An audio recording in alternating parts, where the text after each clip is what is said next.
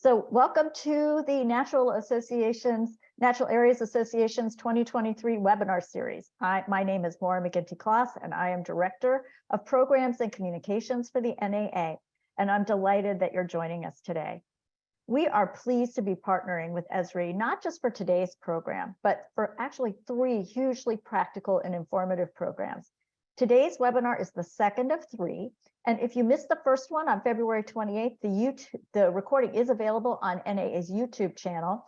And we will, I'll put a link in chat just as soon as Sunny gets started. Almost every member of the NAA community uses an Esri product as a tool to support the conservation of natural areas, from mapping important conservation lands, documenting location of rare species, tracking invasive species, and recording important monitoring data in real time during field work. Esri's tools have become one of the most important available to land management professionals. During this series, Esri's public sector environment leads and ArcGIS product managers will focus on how GIS tools can be a critical component of any natural areas management plan. Using invasive species bufflegrass as a case study, Esri's product experts will demonstrate how ArcGIS Field Maps and ArcGIS Hub permit land managers to increase efficiency, improve efficacy, reduce waste, and expand communications when gathering and analyzing data. These sessions are very practical and structured to examine automated workflows with ample time for you to ask detailed questions and engage with product experts. So today we're going to be joined by Sunny Fleming, the Esri industry lead for public sector environment, and Sarah Saint-Ruth, ArcGIS Field Maps product manager, to discuss configuring ArcGIS Field Maps for invasive species management. Then our third program on April 18th, Sunny will lead a presentation by Emily Nielsen, and Senior Project Manager for ArcGIS Hub, and Harshita Donapati, Product Manager for ArcGIS Hub, related to maximizing volunteer impact with ArcGIS Hub. We're happy to offer this opportunity for you to interact directly with the ArcGIS Field Maps and ArcGIS Hub product managers about challenges on your site, next level uses, or even just to ask questions about how you get started. But before we do that, I just want to take a couple of minutes to talk about the Natural Areas Association for those that you may not be familiar with us or have heard about us, but haven't spent much time with us. The Natural Areas Association is a national nonprofit organization that serves practitioners who manage ecologically significant landscapes to protect biodiversity. Protecting natural areas in perpetuity requires quality science to inform practices and access to reliable resources. NAA provides science-based content for natural areas practitioners and researchers seeking applied science, practical solutions, and knowledge transfer related to the management of natural areas. Our suite of programs, products, and services offer a broad spectrum of current and emerging issues, methodologies, and best practices in a manner that's both useful and convenient for busy practitioners. The programs are designed for on-the-ground outcomes and to encourage practitioner participation with especially with one another. To learn more about our programs, please use the QR code on the slide, and you'll be taken to our website. I do want to take just a couple of minutes to talk about the Natural Areas Journal. The Natural Areas Journal is published 4 times a year: January, April, July, and October. It's a peer-reviewed journal that's available on BioOne.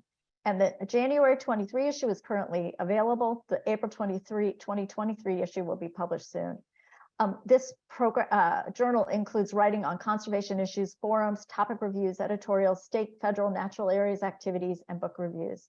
And our editorial staff is currently accepting manuscripts and stewardship and action articles. A stewardship and action article is a great alternative for busy practitioners who are observing something significant on their landscapes or have a science or best practice to share, but don't have the time to maybe write a full research document. We will connect you with an editor, conduct an interview, and actually help you write it up. And so, we encourage you, if this is an opportunity that you would like to take advantage of, to please email us at info@naturalareas.org. We'd love to talk with you. So I'm going to introduce Sunny, and then Sunny's going to carry the show from there. So Sunny Fleming is Esri's industry specialist for public sector environment and conservation with a background in plant ecology and botany. She has applied location intelligence throughout her career, from monitoring species in the field as a heritage botanist to helping state parks manage recreational assets across their systems. She continues to pursue her passion for environment by now championing for Esri's large user community of environmental professionals. So Sunny, take it from here.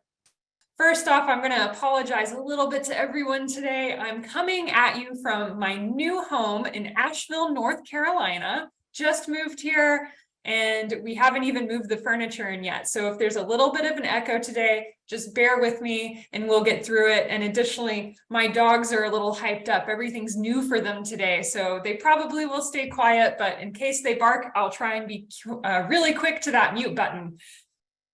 Alrighty, so getting started with today's program, and just a confirmation that folks can share my screen. Looks like everything's set up. I see lots of little celebratory things, so thanks everybody. It sounds like I might be meeting some new neighbors on this call today. Excellent, thanks for the welcome.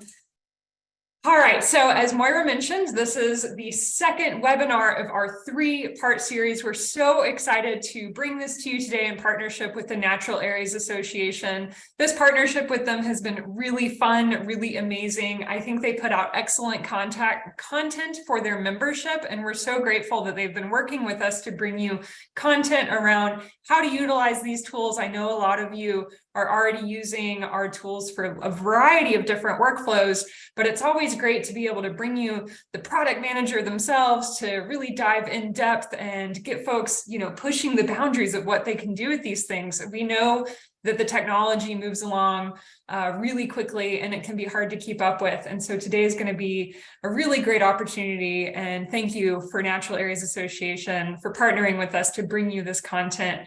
And make sure that you are signed up for the third one. That will be on April 18th. So today's going to be around field maps. We're going to dive into it pretty quickly. I won't be on the screen a whole lot. We'll be doing a lot of demonstration.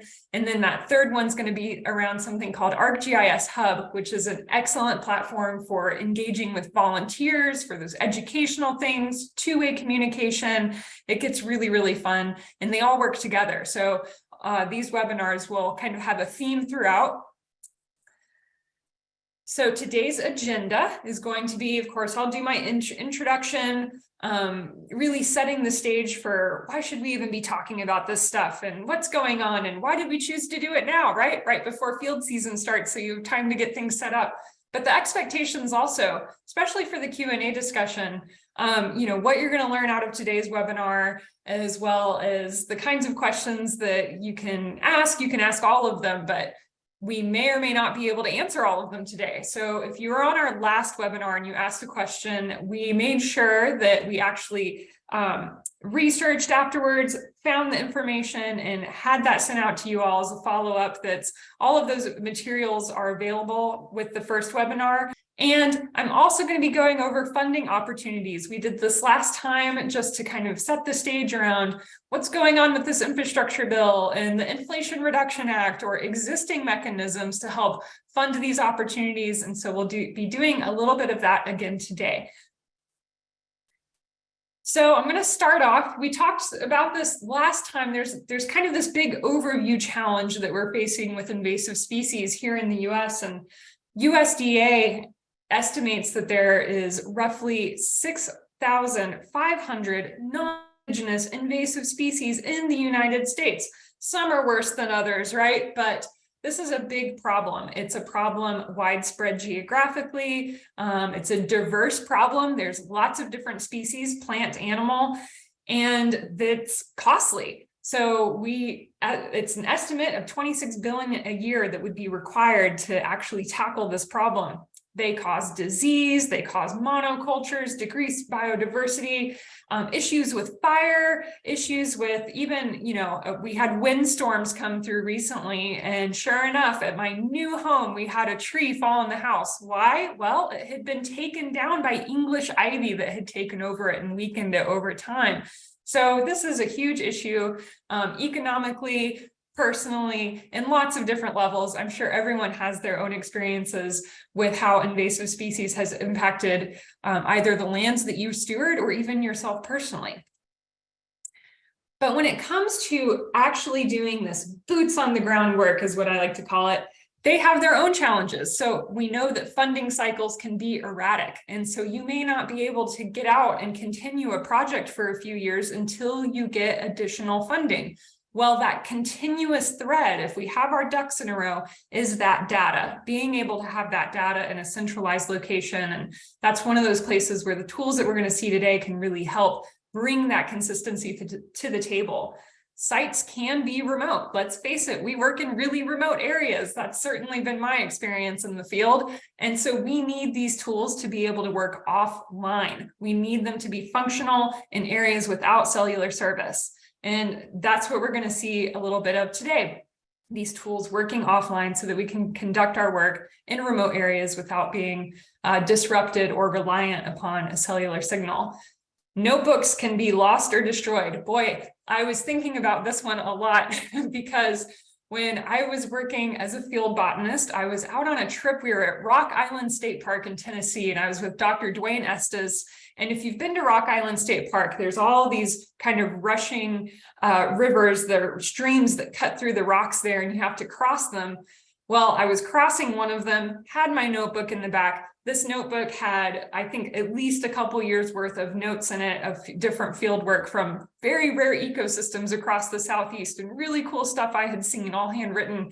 And what happened? Well, it fell out of my bag and went over the waterfall, and I lost about 2 years worth of field data. So we know that notebooks are very vulnerable. They can be destroyed, they can be lost. And when we are using technology, let's say your cell phone goes over the water. Well, you've lost that 1 day of work, not an entire 2 years worth of information. Transcribing this data can take a really long time. And we got into this field of work because we want to be outside, enjoying being biologists, being in those landscapes that we love so much. So being stuck in an office, transcribing that data can be really laborious. And it's not just an issue of a personal thing. I have spoken to some folks who've come to us and they said, look, our leadership is putting a lot of pressure on us to cut costs. And we have this amazing botanist who just sits in the office all day, and we're having a hard time justifying the costs of entering information. So that can be really problematic from a foundational fiscal level as well. And that's been really heartbreaking to hear. So the more that we can streamline these workflows, the more that we can actually leverage these really great resources, human resources and knowledge that we have in the field. Technology also intimidates some people. That's very understandable. And I work with a lot of volunteers who feel like they're going to break something or that it's too complicated for them.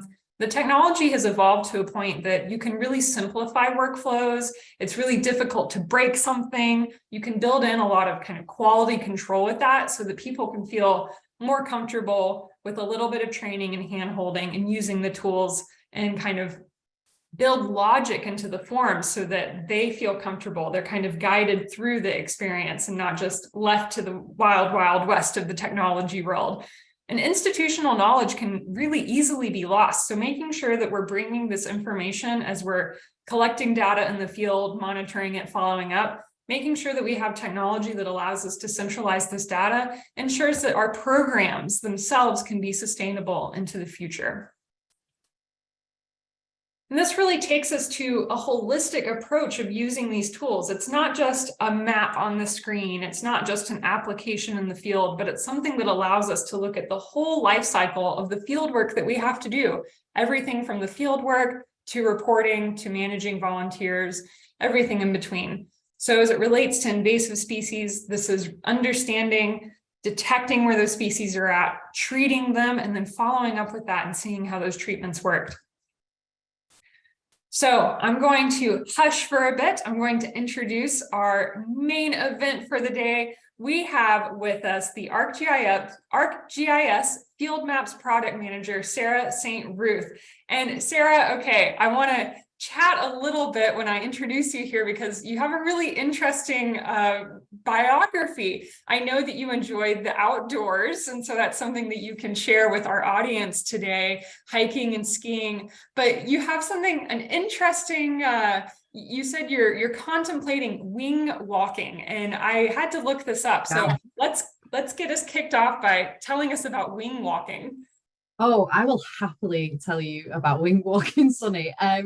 So like yourself, I actually moved a couple of months ago, and I moved to a new property which was on the site. It used to be the site of RAF barracks in the UK, so Air Force, the disused Air Force, but the runway is still being used. It's turned into a really small airfield, and from that they do wing walking, which is effectively when you're stood atop of an aeroplane and they do kind of gymnastics in the sky and you're attached to the plane at the same time.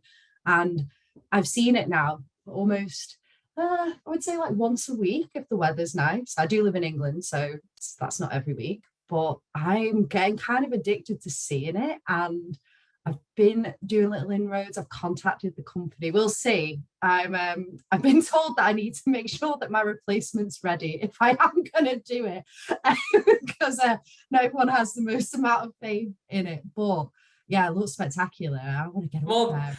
That is amazing. You're getting tons of very mixed reactions in the chat here. I love it. People are responding in the chat. We have a boyfriend who wing walked a few years ago. Wow.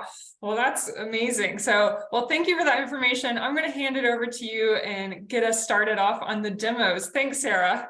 Awesome. Thanks, Sunny. So, wow, what a introduction, Sunny, you made about the kind of where technology could possibly add value to the really important work that you're doing out in the field. I'm going to firstly introduce myself as not a biologist or an ecologist. I massively respect the work that you guys do. It's one of the reasons I got into the field of product management. The role itself is really deeply focused on who uses the technology and how can we make that technology as accessible and as configurable to the needs of its users. And I've got a massive soft spot for the work that you guys do. In fact, in my last role, I ended up configuring a whole app based on doing environmental assessments in the UK. So yeah, very close to my heart. I just want to say just a huge amount of respect to you all. We've got ArcGIS at the centre. This can be ArcGIS online, ArcGIS portal. This is really, the platform that you use, you put your data into, and you're able to view it, to query it, to do analysis from it. So that's kind of at the centre of what we do. In field operations, when we look at all of the different organisations that we work with, the work that they do kind of falls under one of these buckets, and they use different capabilities together. So I just want to take you through each of them, what we mean by these terms. So first of all, let's talk about planning. I'm sure that there's a lot to plan before you do some field work, right? Whether it's the equipment that you need to take, where you're going to be going, the evidence of an invasive species that you're going to go out and survey. This planning aspect that we look at is all of that, and it's also making sure that folks are in the right place, that they have the information they need to go in to do that task, to complete that survey. And we really look at, well, how can the technology help support folks as they are planning their field work? And then we've got capture. Capture is one of the most important areas of field operations. This is a lot of what people are doing. They're going out in the field and they're completing surveys. They are responding to events, they're capturing the real world and putting that into their digital record. It's such an important area that we've got different applications to help support different types of capture. So I'm sure if you've used ArcGIS before, you may have, used Survey 123, for example, as well as field maps. We used to have Collector, for example. We've had a huge amount of apps which really focus on that capture workflow. And we've got Quick Capture that was recently released, looking at that kind of really rapid response. So a really important area, and I'm just going to take a second to say, if you did use Collector in the past, it has been retired. But one of the reasons why I'm really excited to talk to you is because Field Maps is the replacement, and we've pulled in a huge amount of new capabilities, which I'm going to show you today to help support the capture workflows. But understand, and this is really about understanding the world around you. One of the most, I think for me, impactful parts of working with spatial data is it gives you that understanding of where you are in the world. And it presents that information in a way that you can understand. So what I'm going to show you today is kind of how can we provide an environment to increase understanding when you're out in the field, especially when you're out in the field and you've got no connectivity. So I've got some cool little tips and tricks I'm going to take you through. Navigation. So navigation, being able to get to where you need to be. We've got a special app for this. We've got ArcGIS Navigator, which kind of focuses on being able to put custom roads and stuff like that in, but you can also link it up to other location apps that you've got on your device as well. Coordinate. This to me is where I think having one system helps make it shine, or being part of the ArcGIS system, which is collaboration with all of your other systems that you use. And this is because the data that you capture out in the field, that really important record of the current landscape, you can get that back to the office as soon as you've synced if you're offline, or it's in almost real time when you're in an online workflow. So folks are going to be able to see that back in the office. You can also share location. This can be for safety, if it's lone worker, having a last known location. Or it could be for compliance. It could even be just to see a record of what was the extent of the work done. So I'm going to show you a flavour of all of these capabilities today. Well, not so much navigate, in fact, but we are going to concentrate on the capture, the understanding, the coordination side, and how you can bring kind of GIS and help you when you're going out into the field.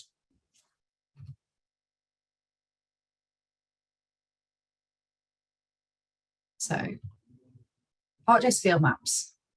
Like I mentioned, the replacement for ArcGIS Collector. But what is it? Well, it is a easy-to-use mobile app. It's been designed for you not to be a GIS professional. It's meant to be a low learning curve application. It allows you to capture data and to edit that data, and it's from the map that you interact with it. Like I mentioned just a second ago, being able to query that really rich spatial data, gaining that understanding, is something that you'll be able to do within Field Maps. It's something I'm going to show you right at the beginning.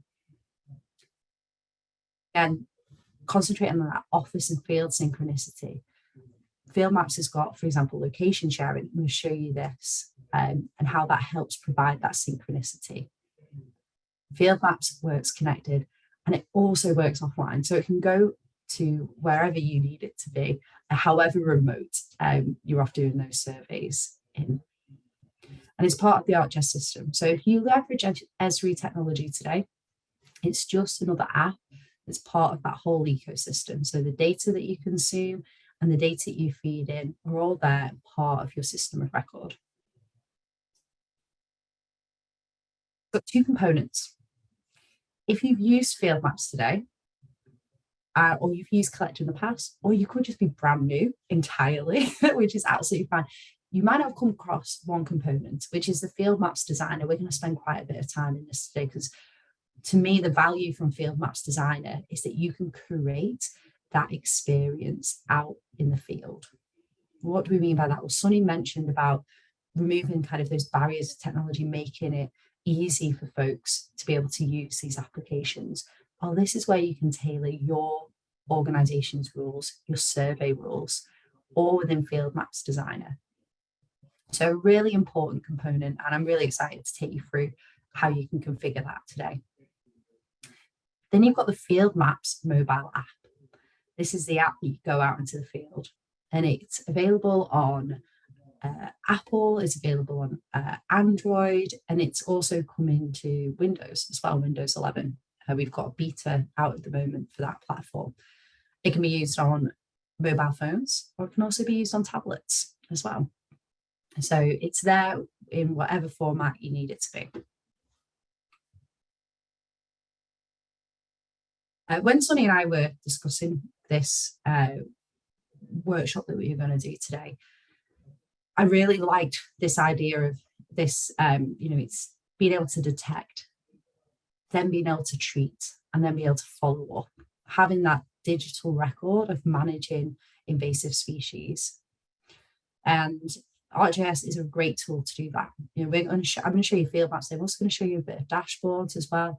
But this data that we're collecting, this scenario could be used in ArcGIS Pro for analysis. It really is, in ArcGIS, a tool. As soon as you put that data in, you can take advantage of everything else that you've already got access to. Field maps, it's configurable.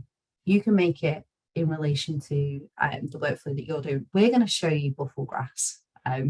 But this could, and what I've actually done, let me take a second, is I've used an ArcGIS solution for invasive species, and I've configured it to match my needs. That's because it is configurable. Nothing's set in stone. You can make it in relation to what you need to capture. ArcGIS is widely adopted and supported. About 3 weeks ago now, I was on a call with a customer who was using field maps for invasive species management, not in the same way that we're going to be talking about today, completely different workflow. They were looking at ports and things which are being shipped in, but that just shows that there's organizations all over the world which are using this technology today. And because of that, we're building apps which can help support it. And from the field to the office and back again. So this has been designed that you can spend however much time you need to in the field, but then being able to go to the office. One of the things I'm very passionate about as a product manager is kind of removing the mundane. And what I mean by that is, like, if we can automate something, or if we can make capture quicker, or if we can make that Q&A, the QA, quality assurance processes that happen after field work as quick as possible, I want to make sure our product can help facilitate that. So I'm going to show you some of the ways that we've done that, some of the ways you can configure the technology today to do that for you. So let's talk about our example today. So buffel grass. Again, when I was speaking to Sunny, we were talking about different invasive species in the US. If you can't tell from my accent already, I am actually not based in the US, and I'm not from the US, although I do get to travel to the US often, but buffel grass was completely new to me. This is what I know about buffel grass. I went out and I did some research, read some USDA documents, but it was introduced in the US in the 1930s. It's drought tolerant with high seed production, which means it's become quite invasive, especially in these climates. We're going to talk about Arizona today, which has been affected by that. But they spread everywhere, right? And it really changes that desert landscape. It competes with the native species. And, Sunny was mentioning some of the issues associated with invasive species, this one in particular for wildfires, because it survives the burnings. In fact, it's been shown it can possibly thrive under these conditions. So really, really important to look at this and see what we can do to address it. So today I'm going to show you one way you can configure our technology to help support the detection, the treatment, and the monitoring of buffel grass. So let's talk about detect. I'm going to make a little confession to you all now. I promise there are live demos. Funnily enough, I'm not in Arizona today. So for that case, what I've done is I've just made a short video. I literally did it a little earlier today with using field maps. So it's just the mobile component, and then I'm going to show you how we do it in the web app to configure it. So this is field maps. I'm using it on my tablet. I've gone into the map, and what you can see straight off is it's a really simple user interface. I can have a look at the layers that are included. So one I will shout out to is the soils maps unit. This is in the Living Atlas. I'm going to show you a little bit more about how you can use that in field maps in a moment. So we've got other options where we can search within the map. So I can type in a location, I can search for a feature, I can even use a barcode as well to search for assets. Then I've just got this overflow menu. From here, I can change the base map. I can go to bookmarks as defined. I can edit multiple features at the same time. I can see a legend, markup, measure, and share my map. So like I said, a really simple user interface to get started with. The first thing that I'm going to do is I'm going to drop a pin. Now, if you haven't used this before, this is one of my favorite kind of tips and tricks for field maps. So just holding down the map, I'm going to drop a pin. And from here, I can see my coordinates. I can also be given an address. I can choose to collect here, get directions, use the compass, and even favorite this location. So a lot of information by just holding down the map itself. And this is where we go back to situational awareness. And when I go to what's here, it's bringing back information about the soils. I'm able to see a huge amount of data just by holding down my finger onto the map. And this is that concept of just having the information that you need as and when you need it. But I'm not quite finished with soils. I'm going to show you a little trick later on as well about that. But I'm going to turn it off for now and capture my first suspected population of bufflegrass. So when I create capture, I'm going to say it's highly suspected. You'll see that pest status is already filled in. I'm going to select the point. Now, what I just did when I did that is I used the GPS location. Now, what I want to do is I want to say which species is it. And I want you to keep an eye on the species target common name, which is slightly grayed out. So right now it's empty. And when I select species target, you'll see I've got a huge list, but I'm going to type in bufflegrass. And you can see it's doing a wildcard search. So it's not having to type the scientific name. What you will see is underneath, and that field that I told you to keep an eye out for, the common name one, it's automatically populated with bufflegrass. This is where you can start to put some rules in. You'll also see the date detected has been automatically populated. The inspection type that I've picked is visual. What if I change that? I'm going to change this to visual and tracking. A group now appears to me called track details. When I expand that, it's going to show me additional fields that I could fill in. Why this is really important is because we don't want to show people stuff that they don't need to do. We don't want to have to clean up that data afterwards. And we also want this to be a really easy experience to enter in data. So you can control the behavior of fields, groups of fields. And this again is using Field Maps Designer. Okay, so we're going to select visual. The site type is I'm in a US national forest. So I'm going to select that. I can add some notes if I wanted to, but if you notice, soil type has automatically filled in for me. And the reason why is because it's looked at that layer that I have from the Living Atlas, and it's pulled that information back. It's also telling me what funding year I'm in. So like I mentioned, this is really about speeding up how quickly we can capture this data. it's also about removing errors that folks might make. Next thing that I want to do, the final thing I'm going to do, is I'm going to take a picture of this buffalo grass. It's probably not the clearest picture, but we have a picture of buffalo grass. There we go.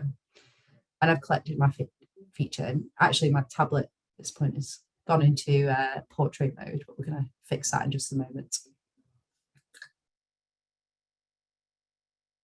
I'm just going to save that.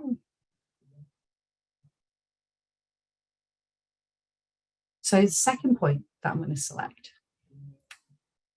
what I've done is I've dropped my pin and I'm just going to collect here. So I'm not using my GPS location this time. It's more of an observation. Now what you can see is I've got these recent fields appearing at the top. So in this case, I'm going to say visual. And then US Natural Park again. But really quickly, I was able to fill that in because we had that all as recent. So I can take another picture of some buffalo grass. Okay.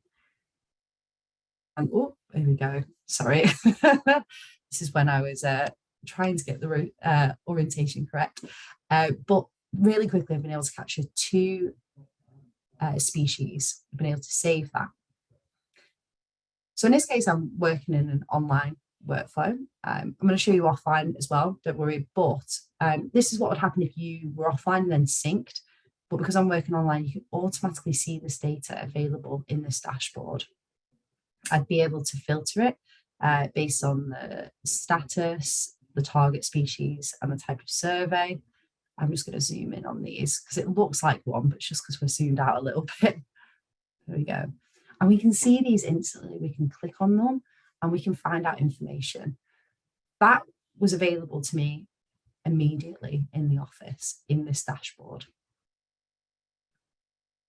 So there we go. We can see the data's covered. So let's just do a quick recap of everything because that was quite a lot to go through. And I'm going to invite Sunny as well to kind of make comments on this from your area of expertise, Sunny. But for me, one of the things that I wanted to highlight when we configured field maps in this way was that improved situational awareness. It could be any information that you'd want to put in there. I put soils in just to exemplify the use of it. But, you know, this could be previous survey information.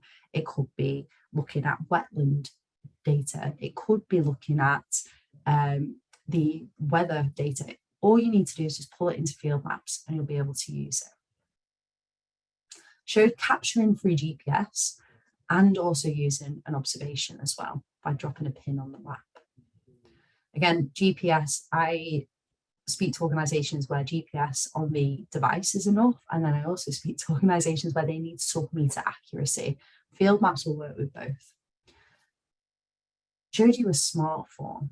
So this idea of kind of automating the mundane, filling in that information for users, making it super speedy to be able to capture that insight.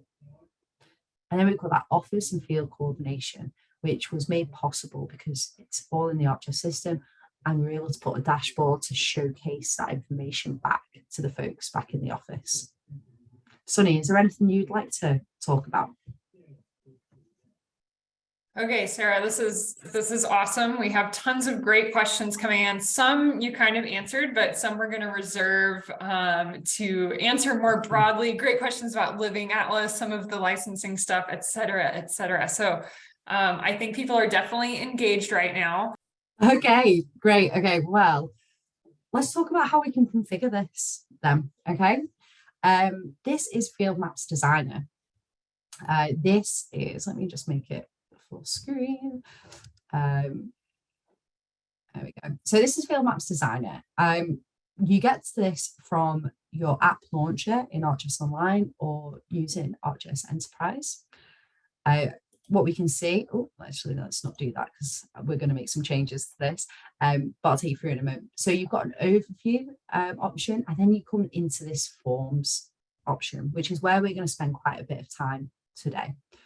We've also got geofences. I'm going to show you a little bit about this in the next part of the demonstration.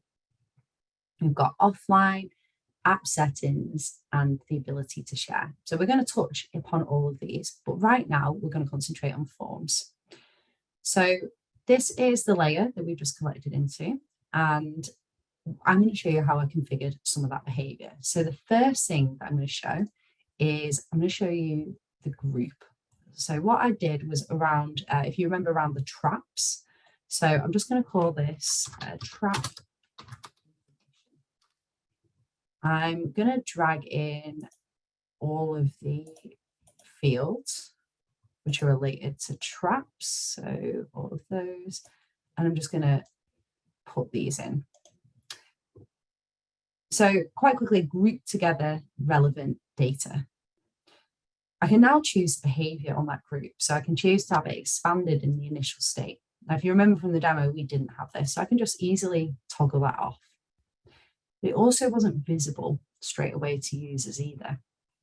So the way I did that, actually written this expression, but I want to show you it here.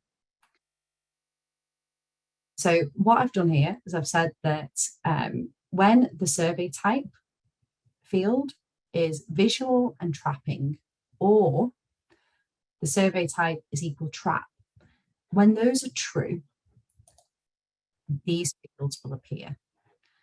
Only, well, this group will appear if you like. So it's only under that condition. So we're just going to enable that. And now you'll see that we've got a visible rule on our group.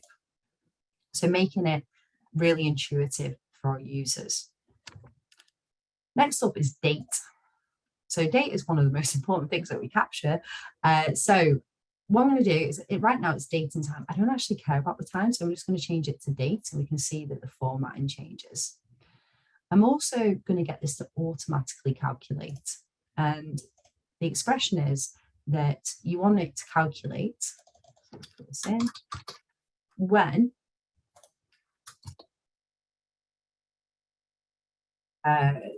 well, you automatically want this calculated when a user creates a new feature. So when they create a new site observation. I wanted to stop just here because I want to show you a few things. So here you can see that I wrote today, this is a function. The thing that I'm using right now is called Arcade. And this is the scripting language which will power a lot of the functionality that you've seen in the form. So I'm not going to go into, I'm going to show you quite a lot with Arcade. So if this is brand new to you, don't worry, because we're going to make sure you've got loads of resources to get started with. And I wouldn't say you don't need to be a developer. I'm certainly not a developer. It's more akin to if you use Excel before. It's little scripts which can just speed up productivity. But you can also do quite complex logic with it as well. And it allows you to model your business rules. So here we start with a function called today, and that's all I need. And it was telesent, so it's going to tell me as I'm typing, it's going to make suggestions to me, and it's brought back result when I've hit run.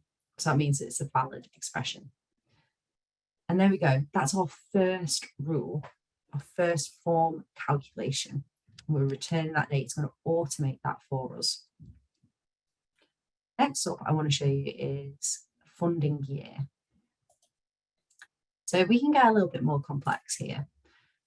Let me add a new expression. And for the sake of time, I'm just going to paste this in, but I'm going to take you through it. So there you go. So what I'm doing here is I've taken today, and I'm basically saying that if the difference, well, let me talk this through a little bit actually. So I've used a function called dateDiff, and it's looking at today's date and the 30th of September 2023, because that's the fiscal year. I did make a jump that would be the funding year. So don't worry, this is a completely configurable date if that doesn't quite align with funding years. And I'm looking at the days, and I'm basically saying that if it is beyond this date, so beyond the 30th, then return 2024 as the funding year. Else return today.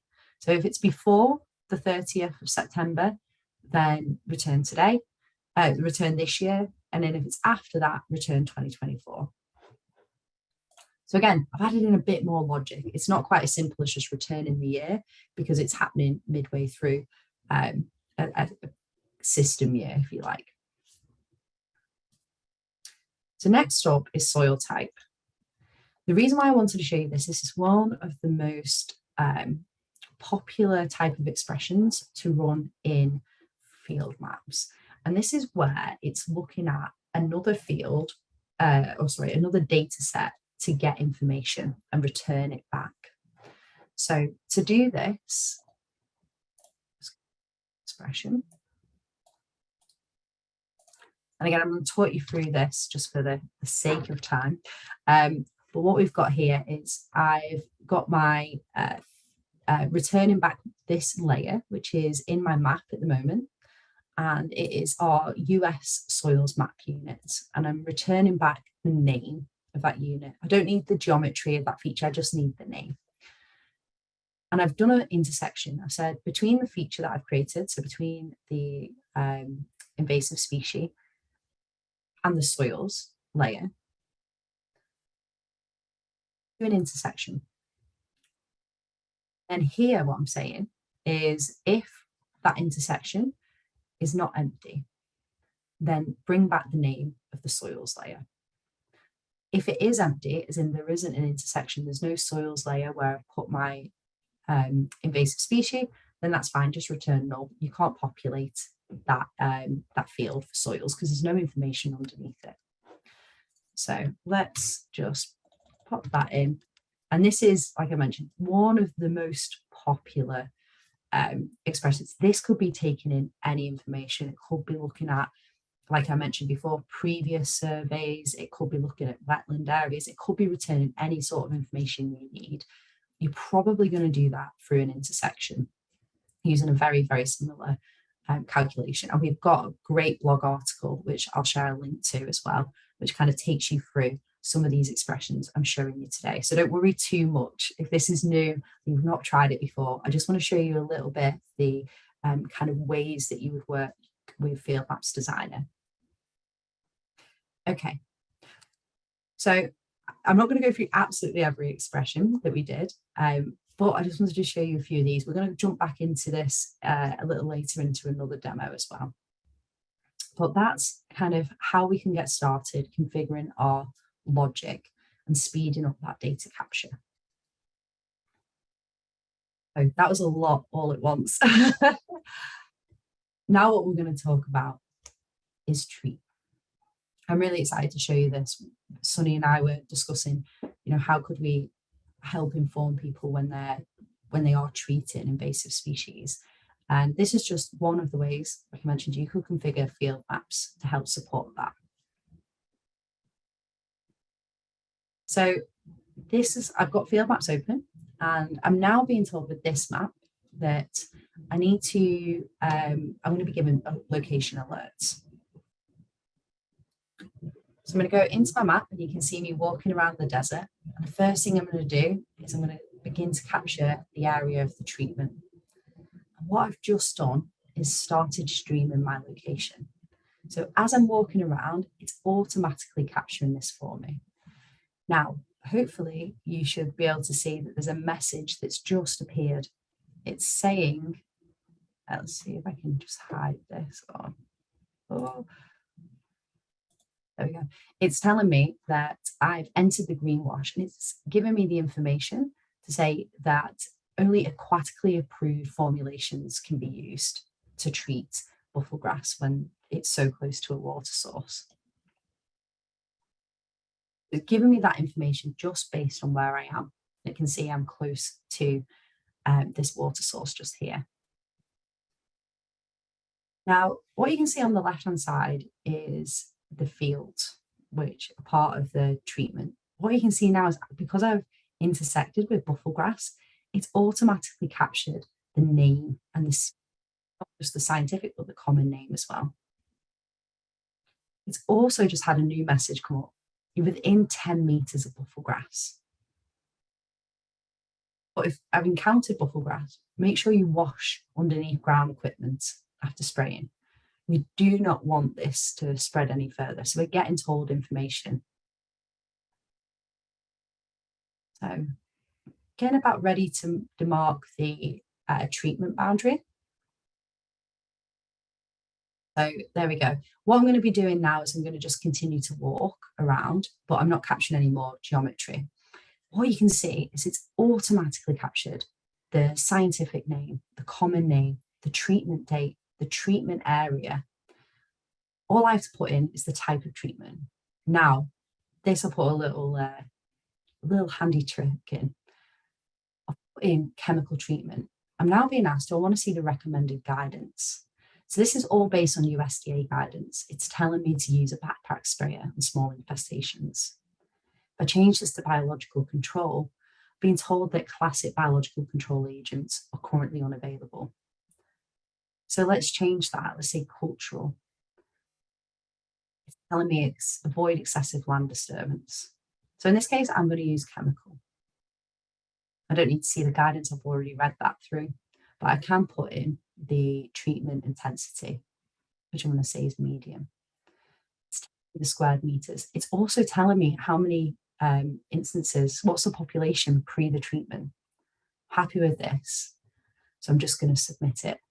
All I entered in there was 2 pieces of information.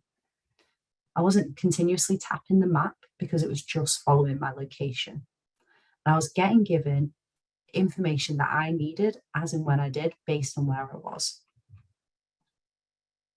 So a little review. This is all about improving situational awareness through those geofences. Geofences are one of the coolest things. Hopefully, this will be interesting to know as well. Geofences work offline. So you can go out into the field and it will show you those geofences as and when you need them. And they're super, super simple to set up. I'm going to show you it in just a moment. You've got the smart form. You filled in 2 pieces of information. What type of treatment was it and how intense was it? Everything else was captured for me. We saw those calculated messages telling me as a user, do I want to see the recommended guidance? I didn't have to expand it. What I did, and I was given messages based on the treatment type. It was dynamically showing me the information I needed. And one of my favorite ways to capture, streaming capture. You can walk around and capture the information you need to. I'm not having to tap on a map. In fact, I can put my phone in my pocket and be really concentrating on what I'm doing in the field, but know that that information is still being captured for me. I don't know, Sunny, if you've got any observations here about some of the stuff that we've shown. So the functionality that you've been showing with the intersection, this is really popular. Folks are saying, okay, this could be really helpful for things like compliance, which is absolutely true. There's going to be a lot of questions and we can answer them at the Q&A, but folks definitely have questions additionally about pulling that information in and how you actually configure that. But I think you're going to get to that in the demo. So no, this is hugely popular. Folks are really excited. This could be anything from, the treatment guidelines. It can be warnings that you're near sensitive species. It can be all sorts of stuff depending on what your workflow is, how you want to configure it, and what you want that end user to say. But I think Sarah's definitely going to cover that. So keep on, Sarah. This is awesome. Cool. Okay, so let's talk then about how you set some of this stuff up. So we are going to go back into our map. This time we're going to go into this map here. So a couple of things that I did. So let's talk about the form first. So you saw that automatically it was capturing the scientific and the common name, and that was through an intersection. So I'm just going to show you one of these, what that looks like. Basically the same expression for both. This bit I would not worry about so much, but this is what that's doing, is it's looking is this a valid area just yet? If you create 2 points, it isn't a valid polygon. So it's just saying only run this when it's a valid polygon, only run the rest of this logic. It's looking at my my data called site location, because remember, we're creating right now a treatment area, not an invasive species. So it's saying bring in the invasive species layer, and when my treatment intersects with the invasive species, return back the name of the common name of that invasive species. So that's what this is doing. Really, really similar to the one we just did with soils. That's why I was saying this is one of the most popular type of expressions we run with field maps. We have loads of documentation about how you can get started doing those for your own. Next up is, again, I don't want to concentrate too much on, we've got so much to get through. So I'm just going to show you this last one, and we'll make sure everything else is accessible so you guys can go through this at your own pace. But what we have here is a calculated value. So first of all, I've got my group. So we created a group just in the last demonstration, and I put in a recommended treatment text field. That text field's multi-line, so that's why we were able to see the whole message. And it's got a calculation here. Completely configurable. So I'm saying when it's the treatment type's empty, as in you haven't selected a treatment type, whether it's chemical, biological, cultural, or mechanical, don't run this expression. You don't need to. Again, making sure that we've got quick speed as well. But it's saying that when this treatment type is equal to mechanical, it's given me a message. And this is just taken from the USDA website. It's just text that I put in saying when it's biological, just give me this information. When it's cultural, give me this. And when it's chemical, give me this. This could be, you could have this as long as you wanted. You could put in different conditions for it. Completely configurable to pull back those messages to users. So I'm going to leave it there with the form, because there is a lot and we could dig into this. And actually, I've just come back from Developer Summit. We did a whole 2-hour session on this. So I want to give you a flavour, and I will make sure that I put you in the right direction if you want to get started using this as well. So geofences. Oh, one of my favourite new features that we brought out last year. I'm going to add a geofence. So there was 2 that we saw. So one was water bodies. And what I can do is I can say, here's water. Oh, actually, it was more waterways than water bodies. So let's do that. Waterways. I can put a buffer around it. In this case, it was 10 meters. And then I can choose a location alert. So I can either do one on enter and on exit, but I just want it on enter. And here I've got the USDA guidance, which is when you're near a watercourse, which is you need to use these aquatically approved formulations. Hit save, that's it. That's all you need to do to get that custom message to appear. I'm going to just show you again, and this one's even, you could argue, a little bit more complex, but it is not complex at all. This functionality is one of the easiest things we can configure. So this time I'm doing a location of invasive species, picking our site location layer. I'm going to say 2 meters. So it's created a buffer 2 meters around. And I'm going to do a location alert on enter and also on exit. So I'm going to say it's within 2 meters of, and then I'm just going to pull the name, because this time we're using buffel grass, but it could be that you're using this survey to return any sort of invasive species. So let's say target. Okay, and we're just going to return the common name. So it's going to give me that message. Now what it's going to do is it's going to say, if encountered, this target name, wash underneath ground equipment after spraying to prevent spread. So we're just making sure that folks know what they need to do after it. Save, and that's done. That's it. We've configured those geofences, those dynamic messages, which are going to appear.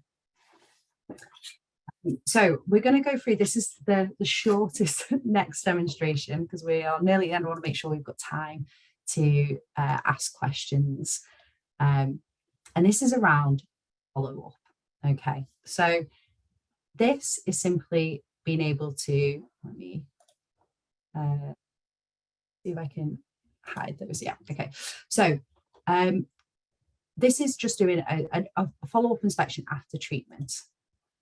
So what I've done now is I'm going to my monitor map, and you can see I've got offline areas available here. So all that I've done to do that is you can select the three little, the overflow menu here, and I'm going to add an offline area. This is just one way that you can take data offline. Using the GPS location, I'm zooming in, and I can just hit download area, and that will create an area which allows me to go offline. In this case, I'm connected, so I'm going to go in, but I could be using an offline map if I wanted to. I'm being asked to share my location. So before we were told about location alerts, this time it's asking me to share my location. So I'm going to change that until I turn it off.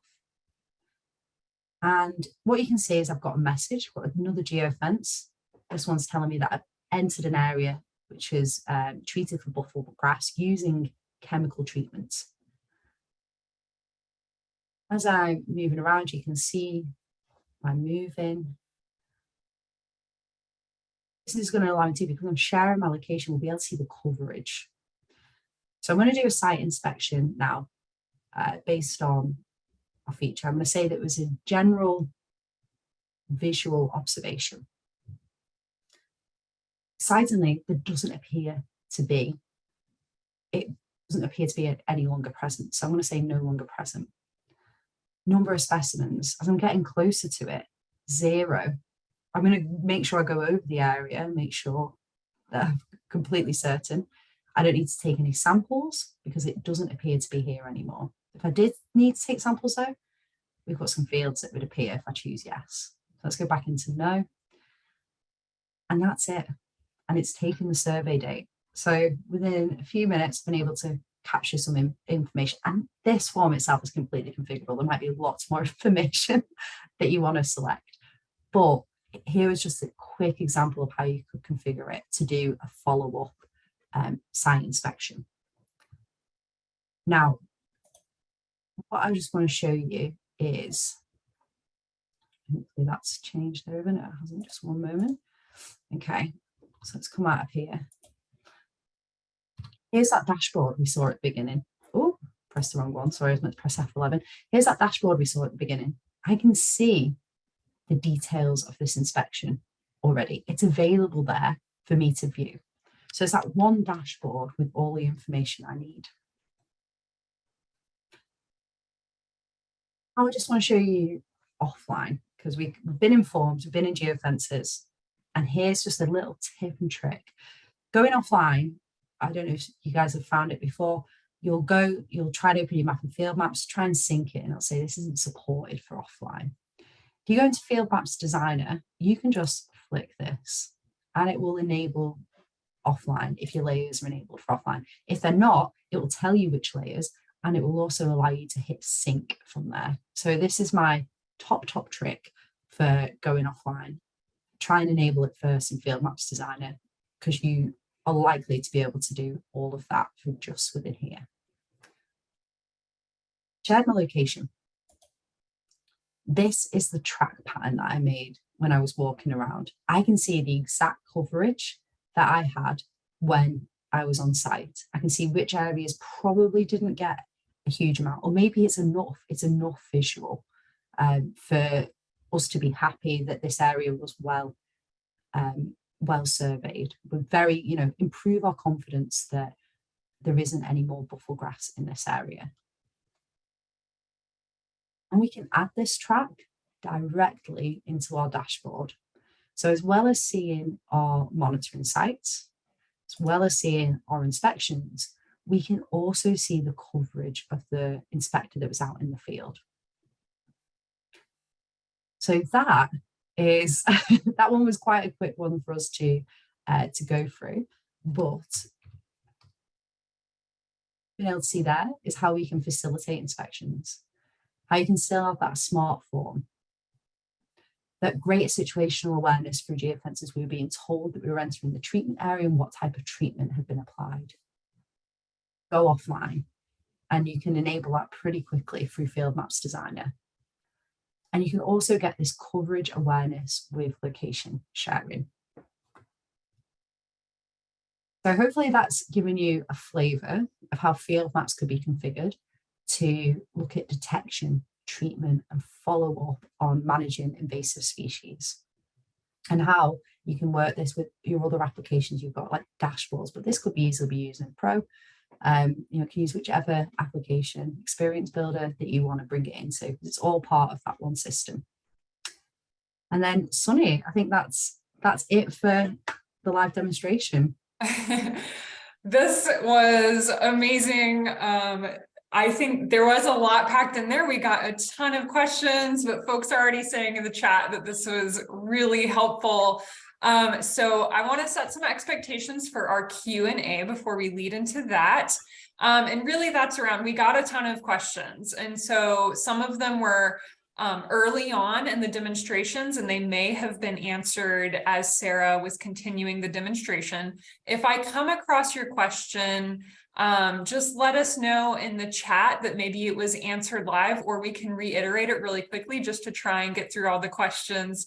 Sarah, I hope you see all of these hands and everything going in, but all right, let's get started with our Q&A. Now, I've tried my best to kind of group them into similar or like questions. But again, if we don't answer your question outright today, and some of you I've messaged privately, we may follow up with you independently. We will follow up either through documented answers or with you individually. So let's go ahead and Sarah, I'm going to let you continue sharing your screen because I have a feeling for some of the Q&A, you may want to go back and show some stuff, but I'm going to get us kicked off with a softball. You mentioned that you just did a 2-hour really in-depth session on this at the Esri Developers Summit. Is that session recorded and available? Is that something that we can share? Don't know. I know it probably was for folks that attended. However, what I will say is we've got a bunch of arcade sessions that are already recorded for field maps. So what we can do, is we can share the resources already for that. And also we've got blogs to get people started. And my top trick and tip for folks using arcade is have a search of the Esri community, and if you really get stuck and you can't figure out how to do a certain thing, ask. I cannot get to arcade questions quick enough because somebody else in the community that does not work for Esri, you know, it could be from any part of our user base, have already answered those questions. So don't be scared, like feel free to be part of that community. Everybody is asking questions. You know, there is no silly question. Arcade is new and it's really powerful and it's super exciting what folks are doing with it. So there's loads of resources already. I will make sure that I share them in the chat, and top trick, Esri community. Yes, and so I'm going to stick with the theme maybe of some arcade expression questions that we have around that, because folks were asking, hey, is there a repository of these commonly used expressions, or is Google their friend? And then also the expressions that you showed in the demonstrations today, are those something that we can share out in the documentation and the follow-up materials that we send to the membership? I feel like that's like the perfect reason for us to do a little blog together, Sunny. We can absolutely look at sharing that. Awesome. And hopefully you can see my screen still. Yes. But here's a repo, exactly that. So we've got an Esri Arcade Expressions repo. Field Maps is one place that you can use Arcade, but you can use Arcade in for loads of different places. You can use it in the pop-up, you can use it for symbology, you can use it for labeling, you can use it for form calculations in map viewer. It's kind of endless. Arcade is becoming very pervasive across the ArcGIS system. So this repo includes kind of all of those different spaces, but you've got this form calculation one here, and that's got some of the examples that we've used. So like fetch an attribute from a related record, fetch user information, fetch value using other fields. These are all a flavor of what I've shown today, and that's available. Now, this was a little bit of a technical question on the arcade expressions, but I think I know the answer. So I'm going to throw the question out there, but someone was curious. You used the first expression for your intersect. And I think this individual is curious if there are other ways to pull in information from an intersect or control maybe a little bit more which intersection you might want to pull in, what attributes you might want to pull in. Can you speak to that a little bit? Is that the only option for an intersect expression, or are there others? It's not. You would look at other different ways, different ways of getting that information through maybe using for loops and different logical expressions. I would probably I wouldn't get into more detail here because it always depends on what you want to bring back. So first is a good starting point. It's usually the first intersecting feature, but I understand it's not always. So yes, there are different ways and methods for you working with it. But that's, if you're brand new to it, that might be a great starting point, is using first. All right. I don't know if you want to add any more to that. No, that's what I thought the answer was. So I didn't think it was a trick question. Let's see. So another question that's more on the technical edge, but it will actually segue us a little bit into this living atlas thing that people were really interested in. Some folks are collecting information, or they're going to have multiple invasive species within a single polygon, or they're interested in pulling out multiple soil types that they may have. Now, does that intersect allow you to pull in and store more than just one attribute? Yes. A bit more logic needed. So you would need to do a for loop, and you would also need to bring back a string which concatenated those values together. That sounds really long-winded, but the answer is yes. The how is a little bit more complex, but that's the value of Arcade, is that you are going to be able to do those slightly more complex workflows. Yeah, absolutely. Okay, so that I touched on the comment around Living Atlas. People were really interested in Living Atlas, and you said that you were pulling in some data from Living Atlas. And I think there are a few different questions on this, and I'm taking a little bit of the liberty of making some assumptions about what these questions were getting at. So bear with me, everybody, and I apologize if I don't ask it quite the way you were intending it. But tell us a little bit about pulling information in from Living Atlas. And this, one of the questions was, is it sync enabled for all users? And I think the intent of that question was to understand, is this available even when you're using it offline? So that's a really good question. So not always. So the layers which are published by Living Atlas contributors, they do not always have sync enabled, which means that you can't go offline. It does mean you can use them in a connected workflow. Other options, are that, and this again is if it's supported, would be you taking an export of that data and publishing it yourself, and then you would be able to use it. So although it's their data, if you need to go offline, in this circumstance, you would need to make sure that it was sync enabled. Now, what I did show you very briefly was in Field Maps Designer, you're able to choose to go offline. It will tell you if one of those layers is not sync enabled. So you don't have to go hunting if you have brought one of those layers in. You can go into Field Maps Designer, hit offline, and if it's not sync enabled, you wouldn't be able to take it offline. And that's a big improvement over Collector. I remember the days of having to go into my many layers and having to hunt down which one I was having an issue with. But Field Maps Designer, amen for that. It does tell you outright which ones they are. Whew. Yeah, absolutely. That's one of the reasons why I wanted to make sure we spoke about it today, because it definitely makes things a little quicker.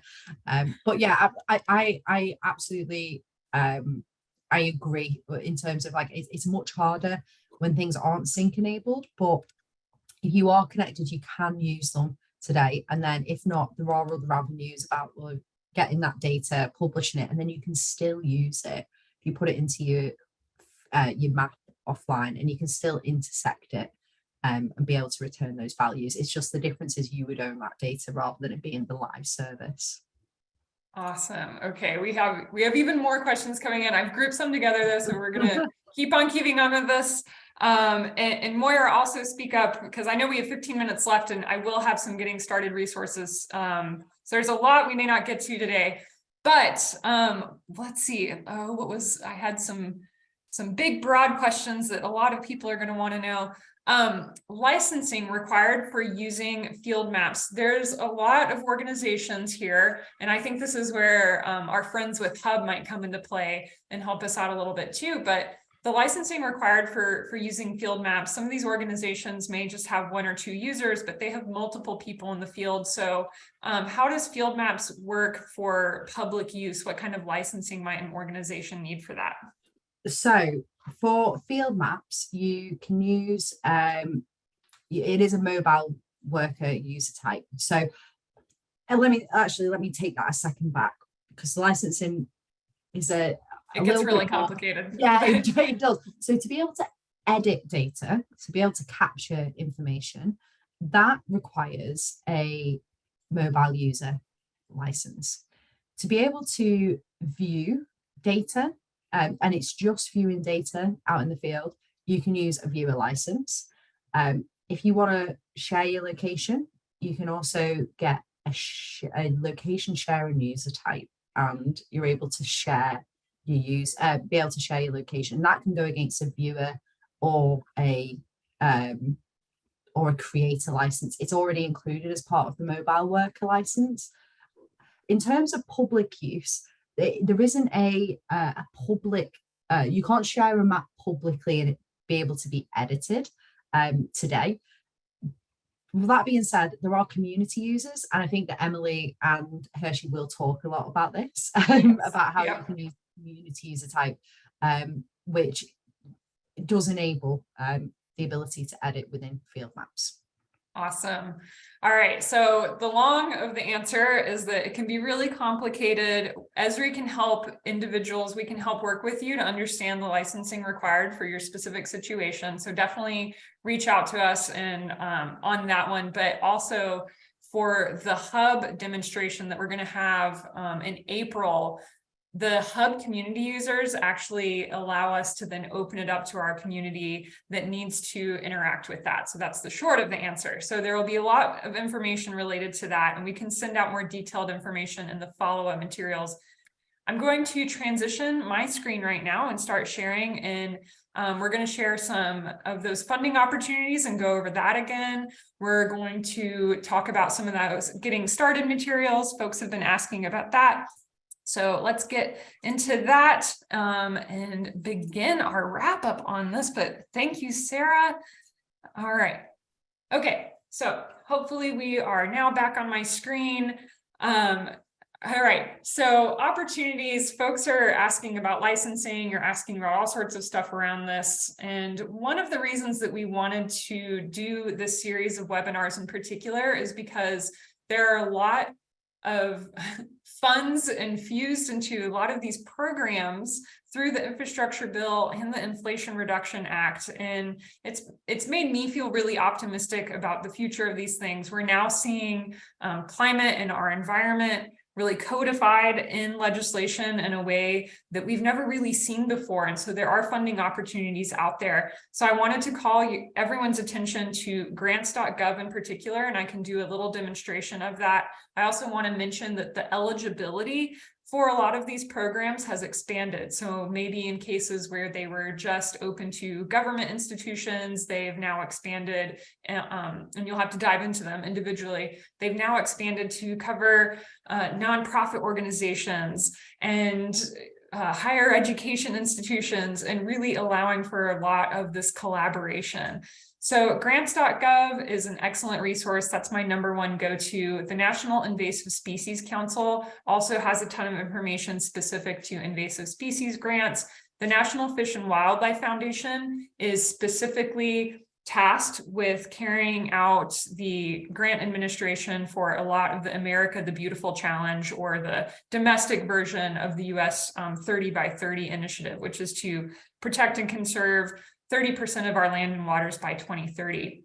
Also, just engaging with your associations. So again, I want to mention Natural Areas Association has worked with Esri to co-host this webinar, and they are a fantastic source of information, and they put out amazing content on their socials as well as through their emails, and all of the outreach that they do has been amazing around this. So definitely engage with your associations. If you're not already a Natural Areas Association member, I would encourage you to look into membership with them.